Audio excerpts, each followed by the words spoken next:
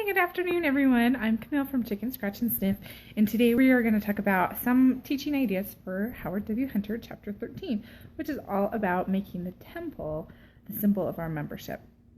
And that's what President Hunter was really known for, is his push about these temples to make them center in our lives again, and to really make them our focus, our goals.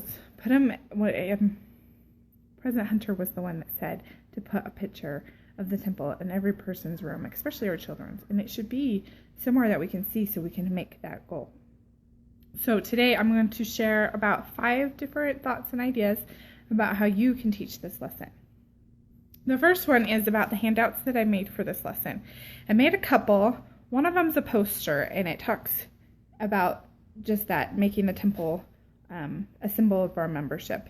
And it's pretty simple. You can just print it out and you can put it up on the table, you can put it up on the board, or you can just hand them out when you're done. So it's something that people can bring with them. One of the things that I really like about handouts is that you can leave them for primary teachers. You can go bring them so the primary presidency can pass them out to their teachers and to nursery and to young women's. So even though they're not in Relief Society, they can still get part of the lesson with those handouts, which is why I like putting at least a quote every time we do a handout. The other things was these notebooks. And so they're just covers that go on a 3x5 notebook. And there's a couple reasons why I made these 3x5 covers. Is obviously it's a great little notebook that you can just throw in your purse, keep in the car or whatever. But one of the things that this lesson talks about is he says, how do we make the temple a symbol of our membership? We work at it, right? And it's like a constant thing. We have to remember the blessings associated with the temple. And if we don't write them down, we don't seem to remember those blessings. And so this is just a reminder. When you go to the temple, when you study about the temple, as you prepare to go to the temple, write your thoughts in here. Look for those connections. Okay, I went to the temple this week. What blessings did I get? Was this because I went to the temple? And just write those things down, because then we're going to actually recognize them. And as we recognize the blessings, recognize some of the connections, start to understand more, the temple is going to be easily more of a bigger symbol in our lives, okay? But I also made them 3x5 because you could just put an index card on. So if you print it out one time and then you put an index card on the front, you could feed it through your printer again and it would print on the 3x5 card. And then people have a spot to write on the back. So I'll talk about this a little bit more in another idea, okay? But that's just a really easy thing to do. And just to take the time to recognize the blessings, recognize the understandings, recognize how you're making the temple a symbol of your lives. And as we stop and ponder and take the time to acknowledge that, that's a huge step right there. Okay, number 2.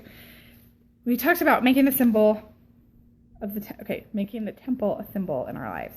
But what about all the symbols in the temple itself? In every single temple, there's a ton of symbols. There's symbols on the architecture on the outside of the temple. You know, if there's a fountain in front of it, we can talk about living waters. If there's always something that's a symbolic of the eternities. So talk about some of the symbols that we find in the temple or out and around the temple that you're allowed to talk about. And what those symbols mean to different people, and why there's symbols in the temples, and how that can be personalized for us. You know, just as Christ taught with the parables, the temple is teaching us with all these symbols, right? And we're going to learn as much as we're ready to learn through these symbols. And I think that's a really great way to tie symbols in to the lesson. There's a few books out there that talk about just some of the basic symbols that are found in a lot of temples, like the sunstone or the fountain, like I mentioned before. It's called Sacred Walls, Learning from Temple Symbols. And so you could check that out from the library, you could go buy it, and you can kind of maybe look for the ones that are on your temple. Or when you go to the temple next, ask one of the presidency members, you know, what does this mean? And try to find out a little bit more history about the temple that's closest to you and tie that into your lesson, because that's, as we understand more, it becomes a bigger part of our lives. Okay, so talk about that and why there's symbols in the temples and how that relates to making the temple a symbol in our lives, and why we have symbols and how they teach us. You can even go back to ancient temples in the Bible and how that was the center of their place, and how it was some place to go up to, and how it was an easy thing to focus on. Okay, number 3. Sister Wendy Watson Nelson. She's married to President Nelson now. She's great. She writes, she's been talking about what holy women do. She has this book called that, What Holy Women Do. And in that book, she issued a challenge to a lot of people, a 3-day challenge where you think specifically about what you would do if you were a holy person. Okay, so men and women here. So if you were a holy person, how would you tackle your to-do list today? If you were a holy person, how would you drive? If you were a more holy person, how would you interact with people in the grocery store? And just think about that. I would take the challenge as a teacher myself and at least do one day where I'm just constantly thinking, okay, if I'm cleaning the bathrooms today, how would that be different if I'm thinking of myself as a holy person? And you can even challenge people in your class to do that and tell them that you're going to ask them to share their experiences on Sunday, because on the temple it says holiness to the Lord, right? And so temples are holy temples. They're holy places. And so how does that relate to our lives? How can you be more holy? And I think that ties into making the temple a symbol of our membership. Okay, so do that. Ask people to do it and give them some examples. Like, how would you drive if you were a more holy person? How do you become more holy? What does holy mean? And you can really dive into that. And that's where you could use these index cards. Is you can talk about holiness, and you can have people write down their own definitions, and you can have them write down at least what things they're going to do that week, and how would it be different if they were thinking, if I'm being a holy person, how would this be different? So use those cards to do that. One of the amazing blessings, the other thing that I was thinking about when we're talking about being more holy, is we've had these younger missionaries. And I think one of the amazing blessings about having all these younger missionaries is that we have a whole bunch more people going to the temples. And they have this opportunity to understand and to make the temple a bigger part of their lives.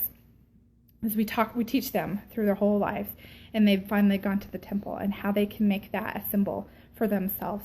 And it's these worthy temple holders that are building the kingdom of God, like President Hunter said. That's what we need. And so we have this greater army, not just for missionary work, but to build God's kingdom as a whole. So that's kind of a neat thought too. So since temples are a symbol, obviously a visual would be great. You could do a slideshow. You could bring some of your own pictures. I have some that you could print out, but just bring some pictures of the temple up, even if it's just one, just so people can focus on it. And then a musical number would be excellent with this lesson. You can even do the primary song, I Love to See the Temple, have children come in and sing it, have somebody play it, but you could do that slideshow, you could play some music, and then you can have that time for people to just reflect, especially at the end of the lesson. It would be such a great way to end it. And if you have those cards, they can write down some thoughts as this musical number is going on and the temples are being shown in a slideshow. That would be really a powerful way to end your lesson. Now, my last thought is, as a teacher, you just have to prepare, right? Prepare, because there's no way that you're going to teach it all. The thing that you're preparing for is how your class is going to accept what you're talking about and how they're going to interact with the discussion, because you're just there to facilitate the discussion, basically, right? And so as the discussion takes a different path than you originally planned, you need to be prepared to go that way with them and to teach them what they need that day, hence why the Spirit is so important. And so your goal is to prepare as much as possible, which is why I suggested our study manual. Now, this is one that I made last year, and I printed it out again because I'm going to do it again. And it just takes you through some of the scriptures, the ancient temples, takes you some of the modern temples. But one of the things that I liked about this one was it takes you through the Kirtland dedicatory prayer. And so you could study that prayer and how that ties into maybe making temples a symbol of our memberships as well. And it's in Doctrine and Covenants. Everybody can read that one. But you can also look up other dedicatory temple prayers on LDS.org. So you could type in your temple and see if you can read it. And they're not all there, but a lot of them are. And you can read those.